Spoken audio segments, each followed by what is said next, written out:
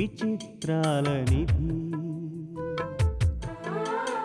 ఓ విధి విచిత్రాల నిధి వింత కథల సారథి ఆశ నిరాశల వారధి నిరంకుశ నిర్ణయాల నిర్దయవానిధి ఓ విధి విచిత్రాల నిధి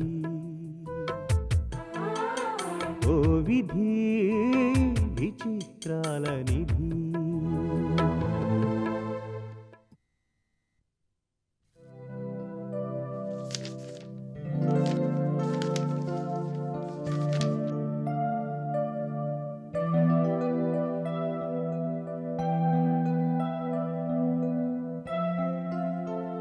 యాక్సిడెంట్ అయ్యి ఎన్నాళ్ళయింది? 6 నెలలైందండి. అలాగా? ట్రీట్మెంట్ చేయించినా ఏమి ఇంప్రూవ్మెంట్ లేదా? లేదు సార్, ఒక స్టేజ్లో అయితే కాలు తీసేయాల్సి వస్తుందని కూడా అన్నారు. నేను అందుకే భయపడి ఉషతో మాట్లాడి ఇక్కడికి తీసుకొచ్చాను. మీరు ఎలాగైనా సుధీర్ మళ్ళీ మామూలు మనిషి ఎలా చూడాలి. Please doctor. నా ప్రయత్నం నేను చేస్తానమ్మా. సుధీర్ గురించి మీకు కొంచెం చెప్పాలి డాక్టర్. చెప్పమ్మా. నేను సుధీర్ ప్రేమించి పెళ్లి చేసుకున్నా. అందరిలాగే జీవితం గురించి అందమైన కలలు కన్నా.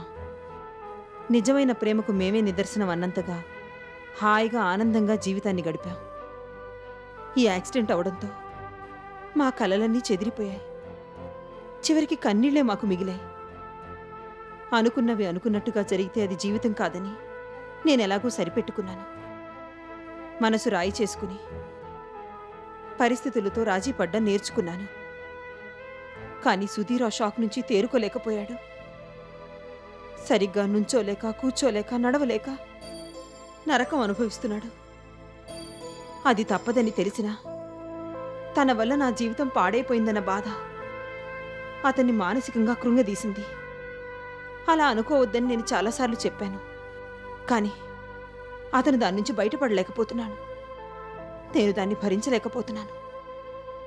అందుకే ఇదంతా మీకు చెప్పాల్సి వచ్చింది. డాక్టర్ గారు, నేను జీవితంలో ఎన్నో కావాలనుకున్నాను.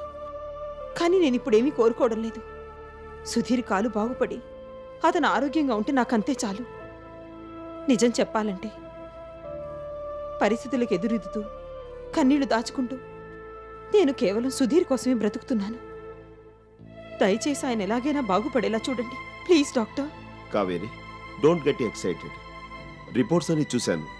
కాలు తీసేయాల్సిన అవసరం ఏమాత్రం లేదు. ఆపరేషన్ చేస్తే బాగుపడే అవకాశాలు కూడా ఉన్నాయి. సుధీర్ని ఒకసారి తీసుకొస్తే అతని కండిషన్ చూసి ఆ తర్వాత ఏం చేయాలో ఆలోచిద్దాం. అంటే సుధీర్ కాలు బాగుపడుతుందంటారా? అతను మళ్ళీ మామూలు మనిషి అవుతాడంటారా డాక్టర్? చెప్పానుగా కావేరి, బాగుపడే అవకాశాలున్నాయి. కాకపోతే అతను మరింత డిప్రెస్ అవ్వకుండా ధైర్యం చెప్పాలి. ఆపరేషన్కి మెంటల్గా ప్రిపేర్ చేయాలి. అతన్ని ఒకసారి తీసుకొస్తే నేను మాట్లాడతాను. Thank you sir, thank you very much.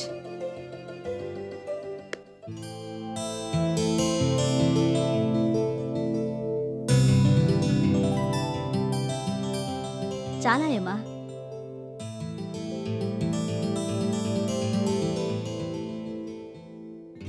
ఏమిటాయమ్మా, ఇవాళ పప్పుచారు అద్భుతంగా ఉంది. ఏదో మ్యాజిక్ చేసినట్టున్నావు. అవునానమ్మా. కాదు, ఇది పప్పుచారు. నాలుక మీద రుచుల జోరు. జస్ట్ ఇప్పుడే గిన్నెలో చూసా, ఓ చుక్క అలా టేస్ట్ చేశా. సంజా, ఎలా ఉంది? ఏంటి పప్పుచారా? కాదు, కథం తొక్కుతూ వచ్చిన నా కవిత హోరు. చెప్పమంటావా? చెప్పు. నీ కవిత్వం చాలా వరస్ట్గా ఉంది. జీవితం మీద విరక్తి కలిగేలా ఉంది. థ్యాంక్స్, నువ్వు అలా అంటావని అడిగాను. నేను కవిత బాగా చెప్పానని నీకు కుళ్ళు, పప్పుచారు ఇంత గొప్పగా చేయడం ఆయాకే చెల్లు. మరి నీకు నచ్చలేదా సంధ్య? బ్రహ్మాండంగా నచ్చిందమ్మా. ఆ మాట చెప్దామనుకుంటే వినోద్ నస మొదలు పెట్టాడు కదా. చాలా బాగా చేసావాయా. అసలు ఇంత బాగా ఎలా కుదిరింది? మీరందరూ నన్ను ఇలా పొగిడేస్తున్నారు, కానీ ఈ పప్పుచారు చేసింది నేను కాదు. మరి కొత్త కోడలు భార్గవి. ఈరోజు వంటంతా తనే చేసింది. అలాగా? భార్గవి, ఈరోజు ఐటమ్స్ అన్నీ చాలా బాగున్నాయి. రోజు ఇలాగే తింటే సంజయ్ లాంటి వాళ్ళకి కొవ్వు పెరిగిపోయి మార్నింగ్ వాక్ చెయ్యాలి. ఎనీహౌ, ఇంకా ఆయాకి మన రిటైర్మెంట్ ఆర్డర్స్ ఇచ్చేయచ్చు నానమ్మా. ఇచ్చేయచ్చు. ఇన్నాళ్ళు కష్టపడింది కాబట్టి హాయిగా రెస్ట్ తీసుకుంటుంది. ఏ ఆయమ్మా? భార్గవి, మొత్తానికి నాకు బలవంతంగా రిటైర్మెంట్ ఇప్పించేస్తున్నావు. హలో, ఫైన్ తాతయ్య. Just a minute. నానమ్మ, అమెరికా నుంచి తాతయ్య. హలో, ఎలా ఉన్నారు? ఇన్నాళ్ళకి తీరిక దొరికిందా ఫోన్ చేయడానికి? అసలు మేము గుర్తున్నామా, మర్చిపోయారా? నేనే కాదు, ఇక్కడ సంధ్య, వినోద్ కూడా ఉన్నారు. వాళ్ళు అడుగుతున్నారు. బిజీయా? ఆ గజిబిజీ ఎప్పుడూ ఉండేదేలేండి. అన్నట్టు మీకో స్వీట్ న్యూస్. దీపక్కి, భార్గవికి పెళ్లి జరిగింది. అమ్మో, అదంతా చాలా డ్రమటిక్గా జరిగింది. ఫోన్లో చెప్పడం కుదరదు. మీరొచ్చాక అంతా వివరంగా చెప్తాను. మీరు సంతోషిస్తారని నాకు తెలుసు, అందుకే చెప్పాను. మీ తరపున వాళ్ళిద్దరికీ శుభాకాంక్షలు చెప్పాలి, అంతేనా? తప్పకుండా చెప్తాను. ఇంకేమిటి, సరళ, వివేక్ ఎలా ఉన్నారు? అందరూ బాగున్నారా? మీ బావగారు ఆరోగ్యం ఎలా ఉంది? పోలేండి, అదే మనకు కావాల్సింది. ఇంతకీ మీరు వస్తున్నారా? మళ్ళీ అక్కడే సెటిల్ అయిపోవాలనుకుంటున్నారా? అలాగా. ప్రస్తుతానికి సస్పెన్సా? సర్లేండి, ఎంత బిజీగా ఉన్నా వీలున్నప్పుడల్లా ఫోన్ చేస్తూ ఉండండి. అలాగే, చెప్తాను. ఉంటాను. నానమ్మ, తాతయ్య ఏమంటున్నారు? అమెరికా నుంచి వస్తానంటున్నారా? మీరు ఇక్కడికి వచ్చిండో పని అయిపోతుందంటున్నారా? అదే లేదు, ఏదో పనిలో పూర్తిగా ఇన్వాల్వ్ అయిపోయారట. ప్రస్తుతానికి సస్పెన్స్ అంటున్నారు. ఏమిటో మరి. హాలీవుడ్ వెళ్ళిపోయి సినిమా గానీ తీస్తున్నారా? తీస్తున్నారో సినిమాలో యాక్ట్ చేస్తున్నారు. హీరోయిన్ ఇక్కడుంటే ఆయన అక్కడ ఏం చేస్తాడు కానీ. సంజ, మరీ అంత స్వార్థం పనికిరాదు. అర్ధాంగి అంటే అర్థం ఏమిటో తెలుసా? భర్తలో సగం అని. పప్పుచారు అంతా నువ్వే లాగించకపోతే నాకు కొంచెం పోస్తే తింటాను కదా. ప్రతిదానికి పోటీయే. పోస్తానులే.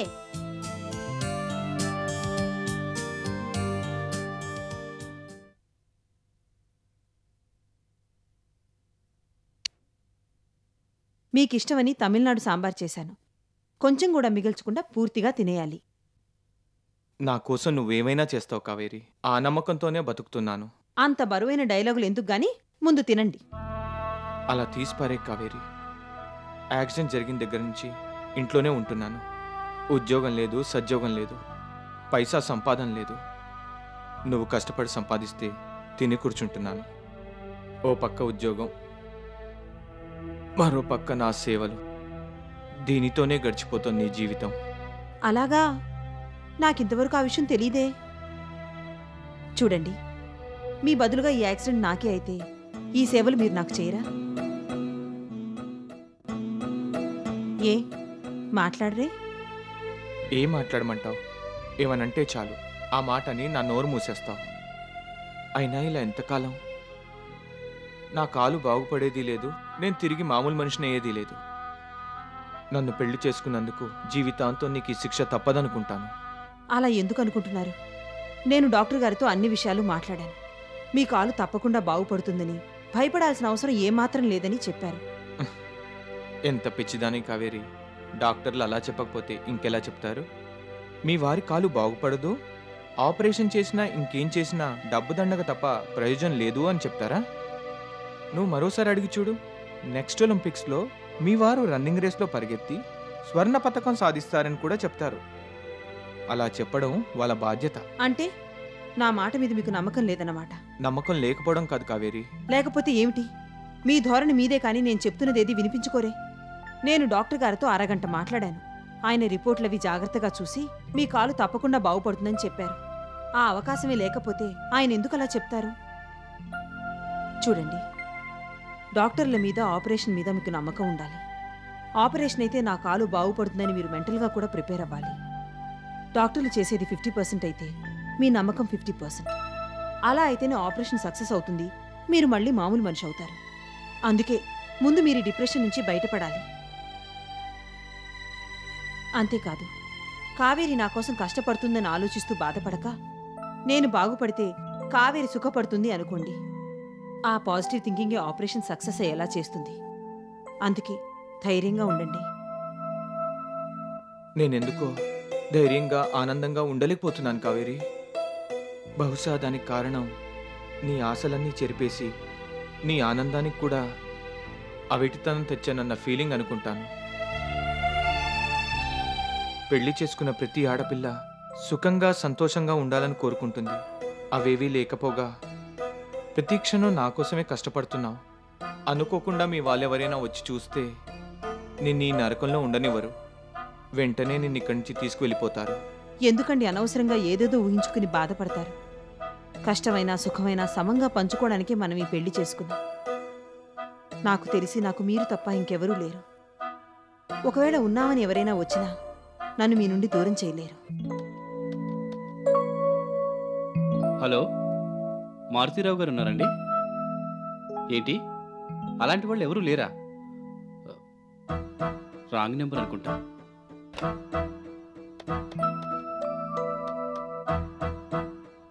హలో, మారుతీరావు గారు ఉన్నారా? రాంగ్ నెంబరా? అది కాదండి. రాంగ్ నెంబర్ అని మర్యాదగా చెప్పొచ్చుగా, మరి ఇంత కోపమా?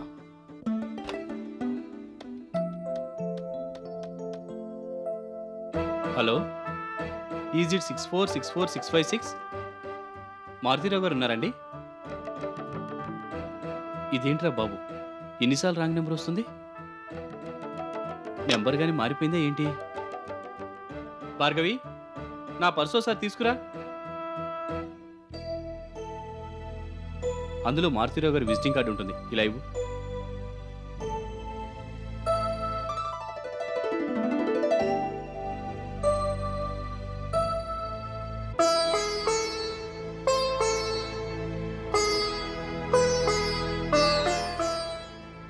ఏంటలా చూస్తున్నావు? నా భార్య భార్గవి. తెలుసండి, మీ ప్రేమకు దూరం అయిపోయిన భార్గవి ఎంత దురదృష్టవంతురాలో అనిపిస్తుంది. నిజమే, రోజీ మాటలు విని నన్ను పూర్తిగా నిర్లక్ష్యం చేసింది భార్గవి. నన్ను అర్థం చేసుకునేసరికి ఈ లోకంలోనే లేకుండా వెళ్ళిపోయింది. ఆ రకంగా దురదృష్టవంతురాలే. మా దాంపత్యానికి గుర్తుగా ఈ ఫోటో దాచుకున్నాను. నేను మిమ్మల్ని సంజాయిషి అడిగానని అనుకుంటున్నారా?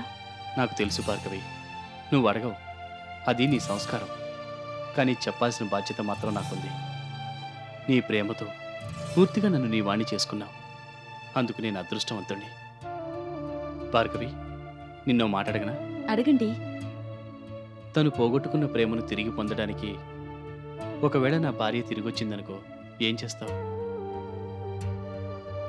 ఆయన పక్కనుండాల్సింది మీరే. ఆ స్థానం ఎప్పటికీ మీదే అని చెప్పి నేను తప్పుకుంటాను. కానీ నేను నిన్ను తప్పించుకోనివ్వను కదా. నీ ప్రేమ నాకు కావాలి. అందుకే రుక్మిణి సత్యభామల్లా ఇద్దరిని గుండెల్లో దాచుకుంటాను. అంటే మరో కృష్ణావతారం అన్నమాట. ఆ మాట అంటే నేను ఒప్పుకోను. ఆడవాళ్ల విషయంలో కృష్ణుణ్ణి అందరూ అనుమానిస్తారు, కానీ నేను మాత్రం ఆ విషయంలో కృష్ణుణ్ణి ఆరాధిస్తాను. అదేంటి? అవును, ఒక్క భార్యతోనే సరైన అవగాహన లేక సతమతమైపోతూ ఉంటారు. అలాంటిది అంతమంది భార్యల్ని మేనేజ్ చేశాడంటే నిజంగా గొప్ప విషయం కదా. మీరు ఆ రూట్లోనే వెళ్దాం అనుకుంటున్నారేమిటి కొంపదీసి?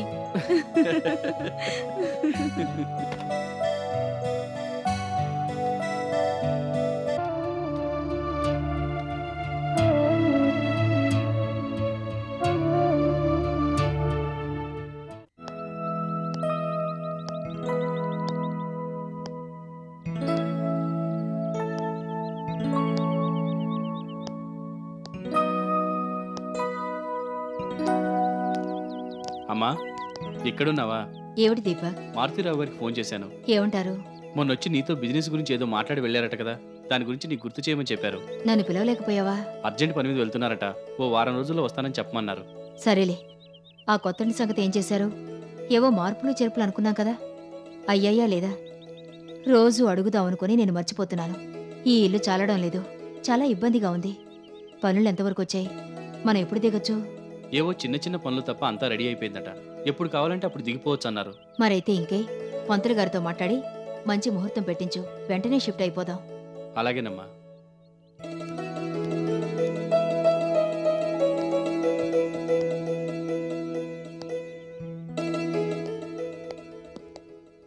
ఇంకేమైనా కావాలా సార్? చాలండి.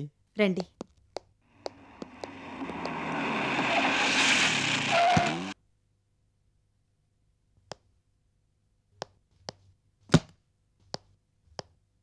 ఇదిగోండి సార్.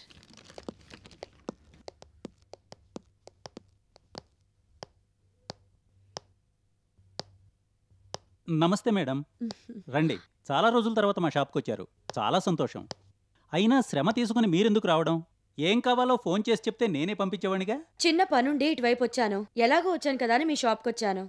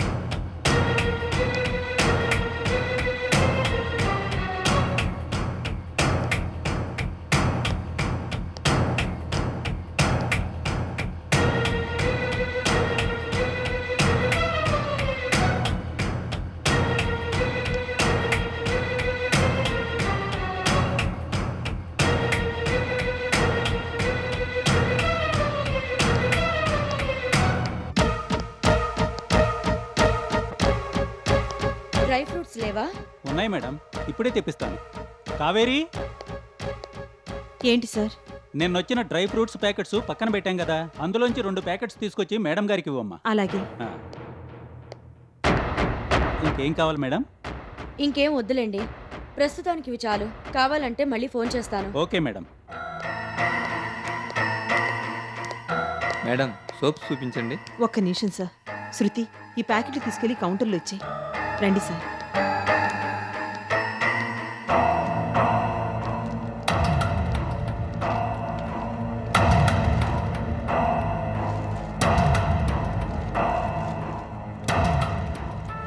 Thank you madam.